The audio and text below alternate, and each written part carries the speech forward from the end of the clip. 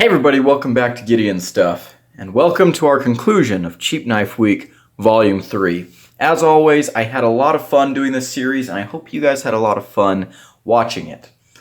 So I was looking at my calendar today as I'm scheduling out these videos, and I realized that if I schedule these for the week of May 9th, that will not only coincide with my finals week, but also that will coincide with the 1 year anniversary of Cheap Knife Week. So Cheap Knife Week Volume 1 came out a year ago.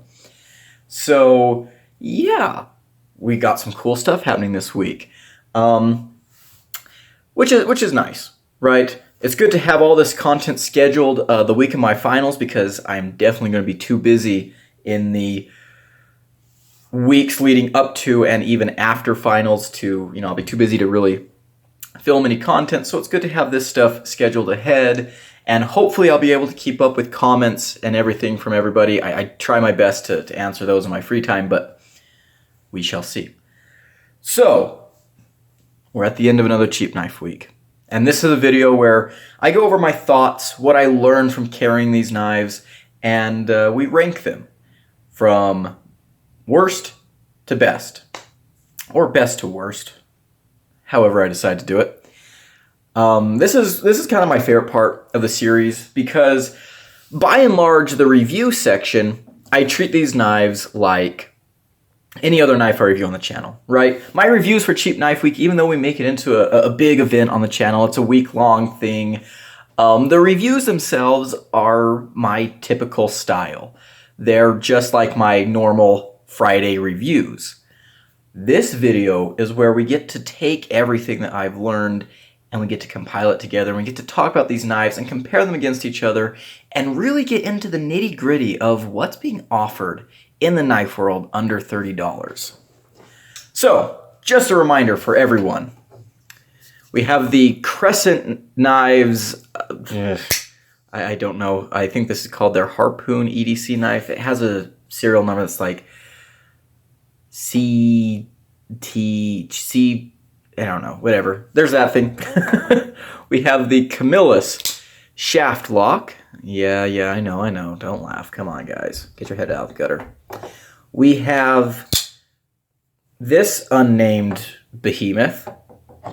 We have the Ganzo F750. And we have the Camillus Siverus. And actually, let's go ahead and start off by talking about names. I love a knife to have a name. I think a lot of people do. We don't like to go off of just model numbers because, we want to have a little bit of personality with our tool. We want our tools to have a little bit of pizzazz, right? So that being said, the Siverus. I mentioned this in the unboxing. I didn't really talk about it in the review though. What the heck does that even mean? What is Siverus? I looked up that word. All I got were results to this knife. Siverus, I don't know if it's supposed to be a play on I don't know if it's like carnivorous, herbivorous, omnivorous. I don't know what it is. In fact, it's bothering me so much I'm going to Google it again right now as we speak. Camille, there we go. We just want Siverus. What the heck does Siverus mean? I have no idea. That's all that comes up as results for this knife. So, okay. The Ganzo has a number, but it's at least one that's easy to memorize. The 750, whatever. This knife, I also saw on their site that they had the word rawhide just randomly thrown in on its description. So maybe this is called the rawhide. But I don't know, everywhere else just listed it by its product number. Okay. Ozark Trail doesn't name any of their knives. So, whatever. And this knife doesn't have a name. So, you know what? I said we were going to do this in yesterday's video. Let's come up with a name for this thing. Let's come up with a name for this Vortech. Leave your suggestions in the comments down below, and I will pull from those comments and I'll put them in a video, and I'll pick which one I like best. And this was what we will name that knife. And maybe we'll even do a giveaway. I mean, this is a piece of crap knife. Well, it's not a piece of crap. It's just a really ugly knife. Maybe we'll do a giveaway. Maybe we'll do like a live stream giveaway thing. I'll draw from the people who submit comments. That could be really, really fun. We will. I'm just coming up with this idea right now, so let me mull it over and we'll do something with that. But yeah, leave suggestions for what you think this knife should be named, because if we do give away, I will be pulling from comments on this video. Okay, so let's go ahead and just kind of give a little bit of an overview of all these knives and kind of who I think they're made for. The Siverus and the Crescent, these are made for the same type of people. So I bought this in a Tractor Supply, bought this at a Lowe's. These are made for working class people, right? These are made for guys that need a knife, but probably aren't knife guys. And I've talked about this ad nauseum on the channel. I've touched on the subject so many times, but I'm going to rehash it again here today. People who just need a good knife, who just need a tool, they're not a knife enthusiast or collector or anything, they often get the short end of the stick when it comes to the knives that are most readily available to them. Because let's be honest, they're probably not going to go online to Blade HQ and order something nice. They're not going to go to YouTube and watch, reviewers talk about knives. Some of them will, right? But by and large, I think about my grandpa a lot. When he needs a new pocket knife, he just goes to the hardware store and buys what's there, right? And then if it turns out to be a piece of crap, he complains, he bitches and he moans and whatever, but then he uses it till it falls apart and goes and buys something else, right? And so I really like seeing knives that are actually well made, available in brick and mortar stores, available in these hardware stores to that type of person. So I think that's who these knives are aimed at. They're built very well. They are using things that are elements that are kind of enthusiast oriented. The bearings, the pocket clips.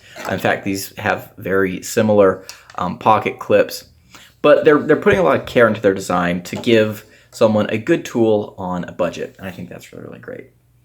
I also think that the Ozark Trail falls into that same category. Ozark Trail makes knives for people. I think Ozark Trail's main target audience is people who are like, oh shoot, I'm going camping for the first time, and oh look, there's some knives at Walmart, I'll buy one of those, right? That or teenagers, because I know when I was a teenager, I bought a lot of Ozark Trail knives. But yeah, a competently made, decent knife. The Ganzo, this is made, in my opinion, more for people who are into knives, who are like getting into the enthusiast part of the hobby, and they want to try out, that they want to know, what's a crossbar lock like? What's carbon fiber like? These types of things. They want to get their hands on some really good knives. And Ganzo's like, hey, instead of spending $100 on something, you can spend $25 on what we have, right? And so I think that's a great market that needs to be filled as well, is well-made knives that appeal to enthusiast sensibilities, but are marketed towards like newbies, right? That's absolutely an amazing thing. We were all newbies at one point, right? We were all newbies, and stuff like this is fantastic for educating ourselves on what we want out of this hobby, right? Do we like crossbar locks? Well, I would rather spend $25 on this knife and find out, ew, I hate crossbar locks, than spend $120 on a bug out. Actually, nowadays, $140 on a bug out, ugh, and find out that I hate it, right?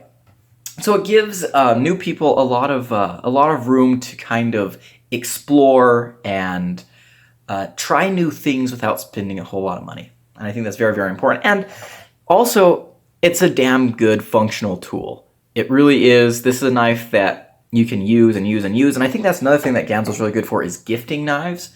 I have gifted one of these knives exactly to my cousin Austin. And so if you want to get someone a knife because they'll use it, but they're not necessarily a knife person, and you don't want to spend a whole lot of money, Ganzo, stuff like this is great, because it's a well-made knife. It'll function like a knife is supposed to. But you're not out a whole lot of money, and they won't feel bad about using something that's expensive. And then this knife here, who is this made for? I have no idea. Actually, I do know. This is made for me when I was 16. This is the knife, this kind of knife that I would have been obsessed with as a teenager, right? And honestly, there are still people who like this, like really chunky, overbuilt kind of.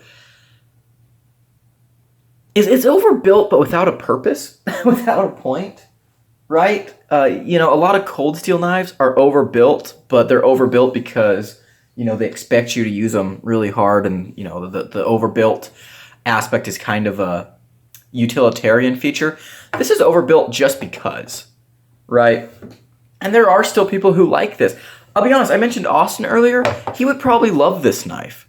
He would probably love this knife. And actually, I thought, about giving it to him. We'll see again, whole giveaway thing. Don't hold me to that.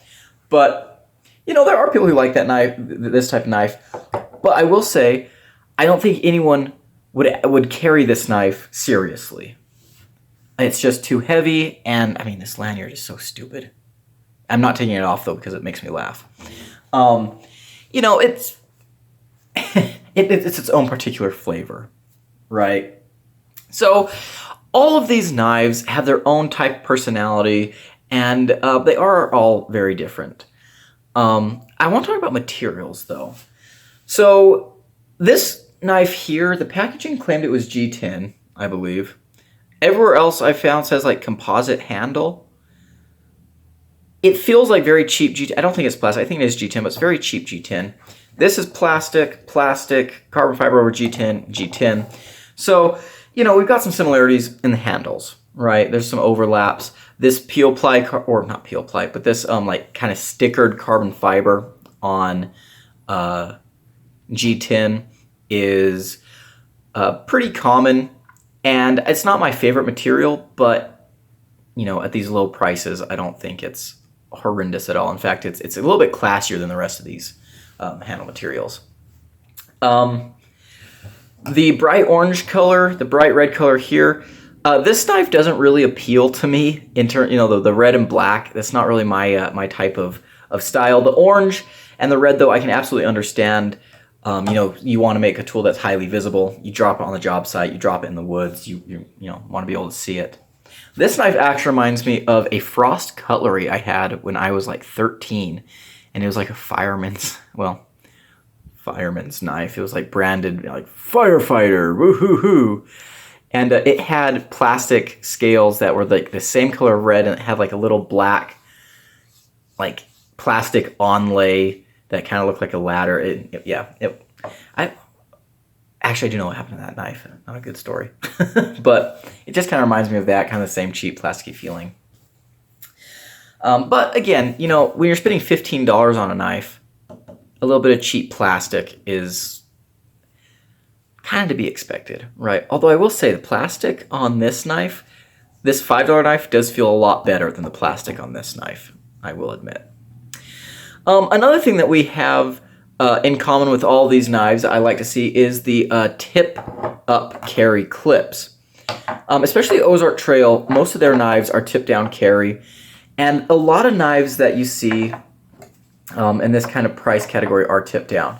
And so I know not everyone prefers tip-up. I prefer tip-up. There are a lot of people that prefer tip-down. I do carry a couple knives tip-down. My Spyderco Resilient is the kind of the biggest example of that because just ease of access. But I do prefer a tip-up carry. I do think it's a lot safer, especially on a flipper knife. I do not think anyone should be carrying a flipper knife tip down because if you have it in your right-hand pocket, the seam of your pocket could hit that flipper tab and pop the blade out a little bit, and then you stab yourself, which has happened to me a couple of times. But yeah, so I like seeing the tip-up clip. It's also one of those things that kind of feels a little bit more premium than the price tag would suggest. The best thing that you can do with a pocket clip, though, is give people options. None of these knives have a reversible clip except for this one, and I mean, technically this one is drilled for a reversible clip in the liner, but you'd have to go through the plastic to get to it. I think providing people with options on how to carry their clip is really a good thing, and as enthusiasts, we all know that, right? It's one of the things that we've just kind of come to expect from a lot of different brands, but it's something that people who aren't really familiar with pocket knives, let's say, or they're familiar with pocket knives, but they're not. The people we were talking about earlier, you know, the users but not enthusiasts.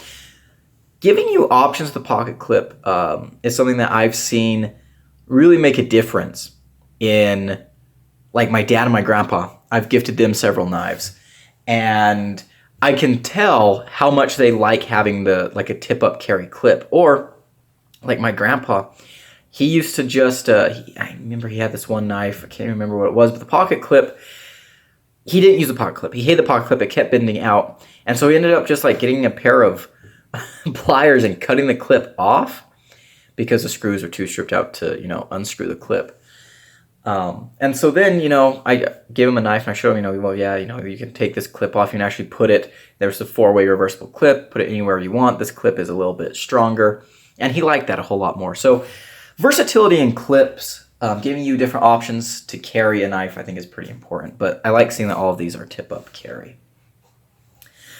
Another thing that I'm seeing start to come into the budget knife world is bearings, right? Bearings used to be a premium only thing. And I remember when I was getting in the hobby just a couple years ago, excuse me, like I had a Kubi knife with bearings, and I remember thinking it was amazing that, you know, I bought this $30 knife that had bearings in it. It was like, wow, you know, you don't see this very often. And now you're starting to see bearings in knives that you find in the hardware store. And I think that's good in some ways, you know, get people accustomed to a well-tuned detent and a good manual action. But I don't think bearings are the best choice for dirty use environments, for you know, kind of working man types of jobs. Bearings are not as fragile as a lot of people make them out to be. I'll admit this. I've used bearings out in the woods, on the ranch and stuff. It's fine. You know, they work. My dad, he carries the VB Backlash. That thing is on bearings. He has dressed out animals with that knife. He has used it in some really heinous places, and it's fine. However, some types of cheap bearings are a lot more susceptible to grit and grime and stuff, and I've seen them not only get gummed up but actually become damaged and unusable just by getting little pieces of rock and stuff stuck in them. So, you know, it's a thing that is really nice that it's starting to become available in these very cheap knives, but it does introduce an element of maintenance that some people might not be, you know, ready for. Talking about the blade steels on these guys, we've got a lot of different blades. We have 5CR, we have Mystery Steel, 8CR, 440C, and 420. This is my favorite steel out of the bunch, followed by this. This one's got decent steel. I'm not sure what the steel on the Ozark Trail knives are. It has performed pretty good for me. I've carried lots of Ozark Trail knives, and it's not a great steel, but it's like a little bit better than you might expect, right? Again, that's not saying much, but you know, it's worth mentioning, right? I think these are all good steel choices for the types of knives that you're looking at here. Something that's easy to sharpen is a beautiful, beautiful thing. This knife here, I mean, I used it till it went dull, and I sharpened it up before the review. Just gave it a quick sharpening. I could even, you know, refine that edge a little bit further if I needed to, but it sharpened up beautifully, right? So when you're talking about these cheap knives, these cheap products, I do think that ease of maintenance is more important than that edge staying around for a long time. Because, again, I'm going to use my grandpa as an example. He sharpens his knife every night, right? And so as a result, he wears through his blades really quickly, but you know, his knife goes dull throughout the day. If he's using a cheap knife, it would go dull throughout the day, and then he just sit down and sharpen it up. and that was just his routine.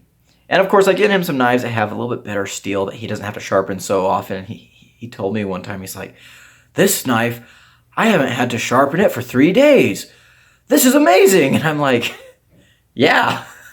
So, ease of maintenance is a good thing.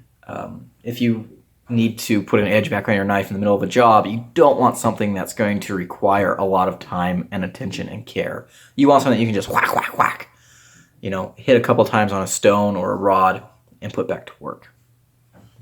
So we've talked a little bit about some of the philosophies with these inexpensive knives today, a little bit more than we've talked about it in videos past. Now let's go ahead and get to our rankings.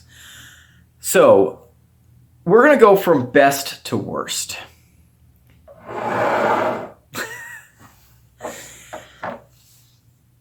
The competition is between these two, and I already know which one it's going to be. It's going to be this knife. I personally, there's a lot of things about the Siverus that I absolutely love and stuff. This does feel like a more solid knife. This feels like a better built knife. And while we're talking about this knife, as far as I can tell, these things are really hard to get a hold of these days. And so I apologize to everyone in advance. But the review for this and its inclusion in Cheap Knife Week is kind of a stand-in for all Ganzo products that are in this range, because they still make knives like this. And so this is just kind of a review of Ganzo as a whole, I guess you can think of it that way, but very well made. It's going to perform good. It's got great materials for the price, good ergos, good action, and this is definitely a knife that I enjoyed carrying, and while I was carrying this knife, I didn't feel like I was downgrading myself at all. So that is the best knife. That is the winner for Cheap Knife Week Volume 3. Everyone give it a round of applause. I will pause while you do that. All right, good. Second place has got to be the Siverus. Camillus just blows me away with their build quality. Guys, the knives that Camillus is bringing at these price tags is just insane. And I almost put this knife in first place because it's a $15 knife. I bought this knife, I think, for $25 when I originally bought it. So for $10 more, it is an excellent knife. But for $15, this is almost unbeatable. And there are a lot of things that I don't personally like about the design here. I'm not a big fan of the color scheme and stuff. I'm not a big fan of the plastic handles, but the design, the way it functions, the action, this is a really, really darn good knife. And I think it'd be a great tool for anybody. Alrighty, so now it's going to be a competition between, I guess we'll throw all three of these in. This is hard. I'm not gonna lie. This is actually really hard. I love the design of this knife.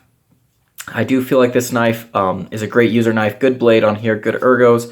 The build quality is actually, this probably has the worst build quality. Actually, this one, these two are about the same in terms of blade quality or build quality. But again, $5 knife, $20 knife. So I like this knife better, but this knife I do think presents better value and brings a lot more to the table than this one.